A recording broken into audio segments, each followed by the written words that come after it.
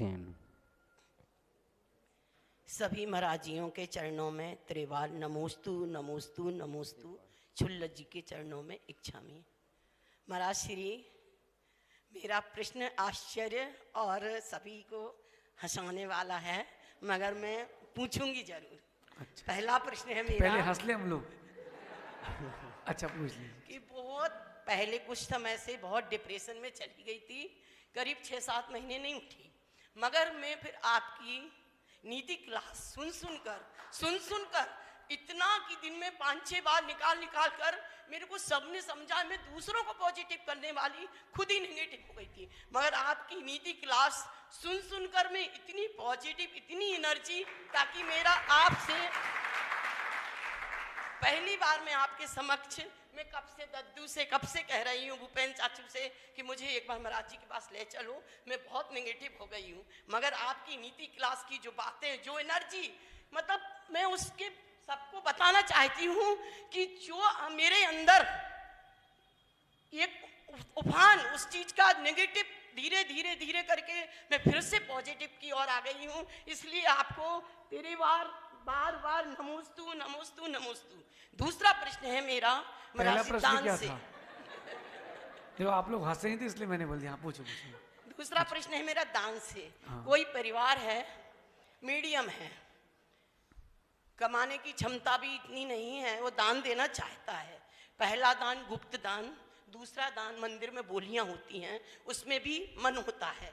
तीसरा दान अगर कोई स्वस्थ नहीं है या किसी के घर में बहुत समस्या है, बच्चे पढ़ नहीं पा रहे हैं, उसमें इन्वेस्ट देने का, तो महाराज श्री किस चीज में कितना पुण्य लगेगा, ये मेरी जिज्ञासा है। देखो माँ, एक बात बताता हूँ आपको, दोनों बातों पर आता हूँ। इंदौर से ही हमने 2022 से नीति क्लास प्रारंभ की थी, और मैंने पहले सोचा कि कुछ दिन तक करते हैं, देखते हैं क्या होता है। एक लगभग 6 महीने तक, 8 महीने तक वो नीति क्लास चली। फिर लोगों का रुझान आया कि इसको और आगे बढ़ाया जाए, तो फिर जिनवाणी चैनल में भी वो नीति क्लास चली गई। फिर वहाँ से जिनवाणी चैनल से खबर आई कि लोगों के रिव्यू आ रहे हैं कि जब तक हम लोग सोच पाते हैं तब तक क्लास ख़त्म हो जाती है। जी महाराज। क्योंकि पहले हमने 10 मिनट की करते थे, फिर उनका मन बोला कि आप दुगना टाइम करें, तो फिर हमने उसको टाइम को डबल किया। ये मेरा कहना है कि अगर कभी कोई वचन आपके जीवन में उन्नति का कारण बन जाए, तो उन वचनों को सदा संभाल के रखना। मैं ऑन द वे था बिहार में, एक बस स्टॉप में हम लोग रुके और स्वाध्याय कर रहे थे। 4 किलोमीटर अंदर कोई गांव था, शायद मैं नाम बोल रहा हूँ, राजस्थान की बात थी। एक माँ आती है और मेरे से कहती है, अरे वो नीति क्लास वाले महाराज जी हैं। तो मैं बड़ा खुश हुआ कि चलो। मैंने उनसे पूछा कि आपके जीवन में कोई परिवर्तन आया कि नहीं। बोले मेरा मन बन गया था कि अब मैं आत्महत्या कर लूँगी, लेकिन मैंने उस चीज़ को टाल दिया। बोले मेरा ये मन बन गया था कि जो मुझे दुख दे रहा है, पहले उसको जहर दूंगी और फिर स्वयं मर जाऊंगी, न वो रहेगा न मैं रहूँगी। लेकिन आपकी नीति क्लास सुन के मन में आया कि सहन करो, जिसका जैसा होगा वो वैसा भुगतेगा। आज मैं बहुत सुखी हूँ, वो अपने में है, मैं अपने में हूँ।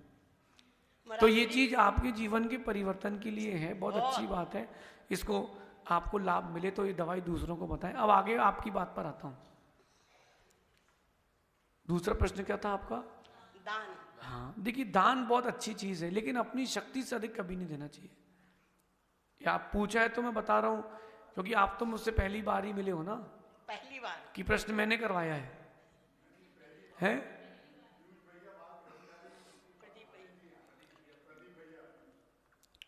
तो आप तो पहली बार ही मिले हो अपने अशोक नगर वाले।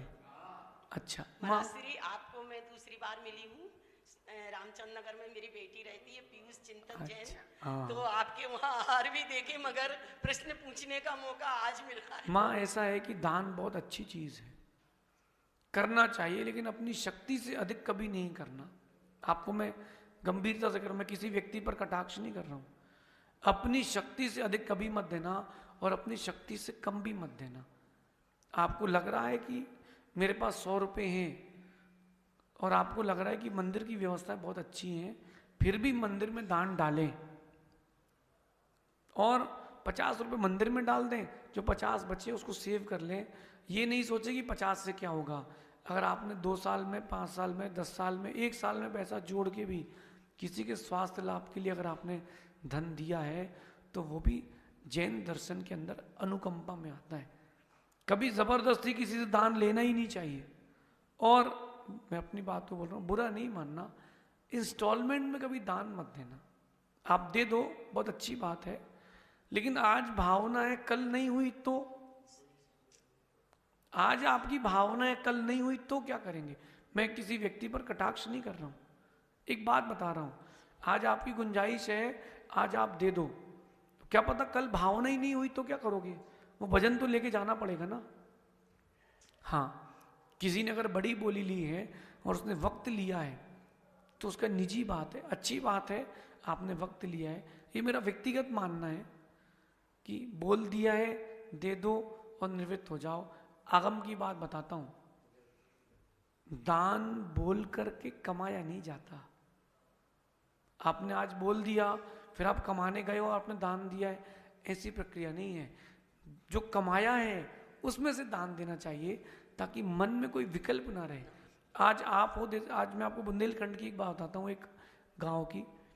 वो दादाजी ने बोली ले ली मानस्तंभ या कुछ बनाने की, तो उनकी जो कमेटी थी उनके पास गई कि भैया आपके पिताजी ने बोली ली है। बोले पिताजी से बात करो। और पिताजी बोलते कि वो जमीन है सामने वाली हमारी, वो बिक जाएगी, हम पैसा दे देंगे।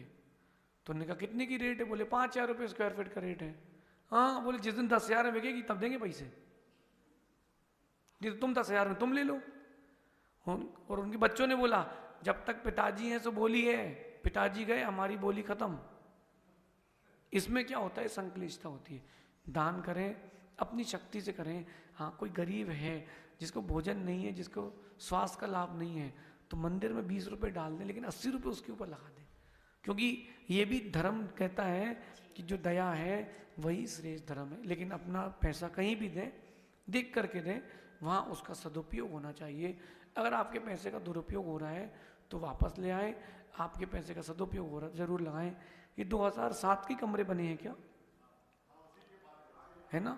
अब आप सोचो कि जिस व्यक्ति ने वो कमरे बनवाए हैं उसका तो पैसा वसूल, जो भी साधु आते हैं वहीं रुकते हैं, तो उसका तो पैसा वसूल। ऐसी जगह दान दें जहां अपने धन का सदुपयोग हो, ऐसा समझिए। अंतिम जिज्ञासा के लिए